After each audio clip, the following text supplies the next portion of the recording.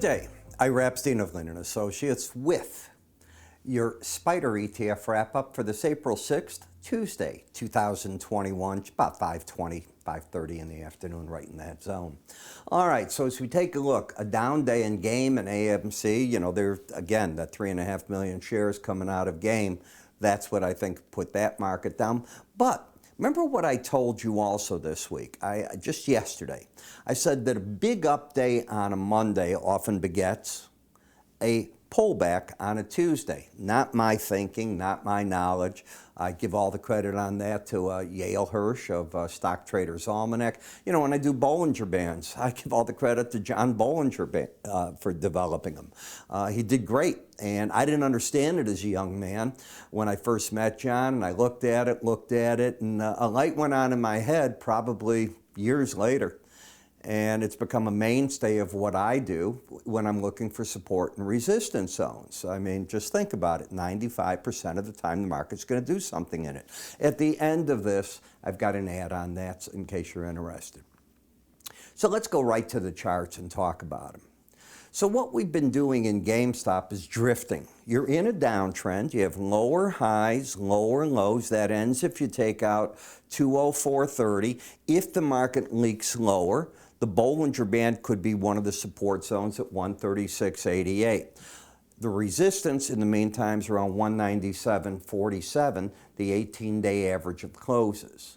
When we come over to AMC, the market rallied up to the 18-day average. That is what I call the line in the sand. Why? You know, moving average have been around forever, right? You know, it's one of the first things you learn as a chartist. You don't know why you learn them, but you do because somebody told you they're important. Well, they're always backward looking. They're not forward looking other than the sense, well, that's where I think the resistance is going to be, but it was created from back there.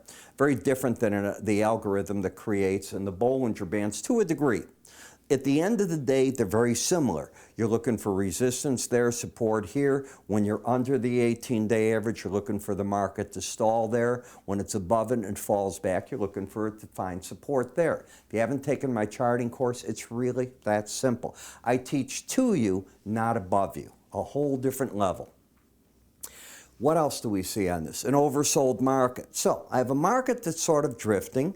It liked what it saw with Kong versus Godzilla, but it's still not been able to get up and over that 18-day average to flash any form of a buy signal. Gotta wait. It's not flashing a sell either. When I look at PAVE, this is a warning sign today. You had an outside day to the downside. So the market came back in, it's been challenging this one spike high, and all of a sudden the market's got an outside day down. Admittedly, the trend is up. You still have the pattern of higher lows, higher highs. But that's a warning that if the market wants to, it might be ready to set back a little.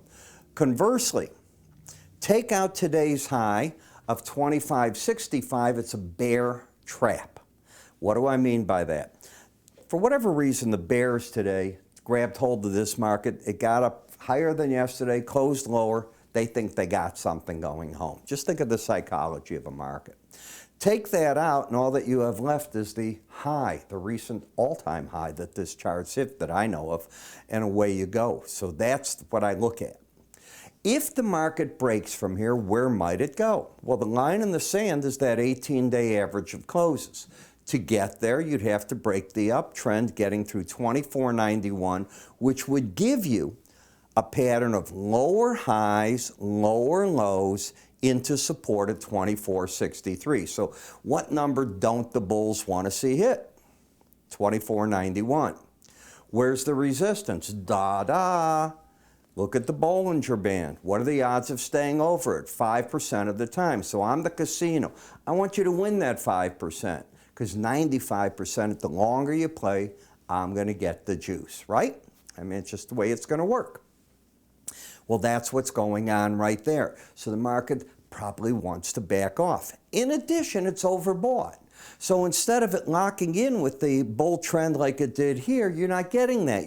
And nor are you losing that momentum. You're just plain overbought. You sort of spent your energy. It's a market that's a bit tired. Now, you should say to me, Ira, if I get over that, I'm over the Bollinger Band. I realize that. It's not lost on me. I don't think it's going to happen, but if it does, that's your next target over it. THCX, okay, the market rallied up to the 18-day average. Again, that line in the sand. It's fighting a battle there. Are we trending? No. You have a lower low, you have a higher high, and you have flat momentum. There's nothing going on there.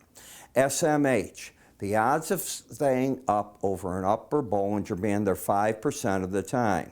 So yesterday you were over it, the day before you were over it. That's 2 days in a row, 5% of the time. I give as a rule of thumb, no more than that. Because simplicity is what makes things work. The moment they get complex, you don't understand them. I take each consecutive day and I subtract it. So what are the odds of being up today over that band? So here, this was yesterday. 3% of the time, 97% chance it'll try to come back to the right-hand side. So how do I use that? Well, if I had an embedded reading, I'd use it, but I'm just overbought. I have a market that hit an upside target. I think the professional money came out in a chunk of it. They'll wait to see what happens. You either embed or you correct an overbought condition. You got probably another 24 hours to know. Not XLI. Are we embedded? Both numbers over 80. They were over 80 yesterday. Day before they were over. Day before they were over. Day before.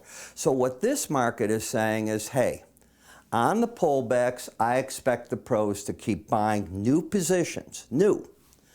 As long as that red line doesn't close under 79, popping out what they buy in chunks, up there, coming down, buying again. So they're just going to be going through that motion, buying, getting out, until that doesn't work anymore. Nothing works forever, right? But if you don't press it, how do you build a position then? That's how you build them.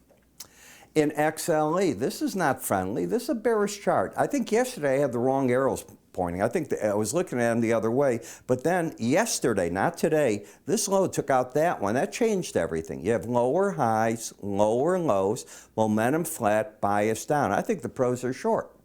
You heard me, short. I think they're out at 50.34. I think that from there they're going to try to press it to 46.88. We'll see if that for them works or not. SPY, are we embedded? Okay. Now, if you're asking what is embedded, I'll take my charting course. I'm not going to spend the time here teaching you that. You've got both numbers in the slow stochastic over 80, over 80, over 80. This is not a norm in typical markets. This kind of bull market we've had in stocks, it's a norm. So when you get it, what I think happens is the pros do what I just said. They will look at this market, and I set up a set of rules that I have in my online Bollinger Band course as to how I think they're going to buy the market. Yes, I think they're going to buy tomorrow on the pullbacks here, basis the rules that I've given. They're wrong, and I think they'll get out if you lose the red line under 79. Barring that, I think if they can buy the market on the breaks, they'll be looking for that band again. Take some money off the table, but they'll probably adding to positions, building their positions. Not so in EFA.